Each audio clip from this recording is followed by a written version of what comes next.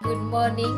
तो आज छाड़ खाई आमर आज मटन अच्छी मटन आनी तो जाऊँ मटन की मैरिनेट करी प्रथम मैरिनेट कर 1 आवर रखीदेवी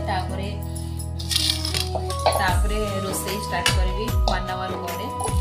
तो चलो देखा केमती कौन मैरिनेट कर मटन टाक मुझे धोईकी रखीदे जेहेतु मो पाखे बड़ जगह ना से कड़ईटा यूज करुँची कड़े मैरिनेट करके रखीदेवी स्कूल आनी सारा स्कूल रोसे स्टार्ट करी पकईदेवी पियाज जो काटिक रखी पियाजटा पकईबी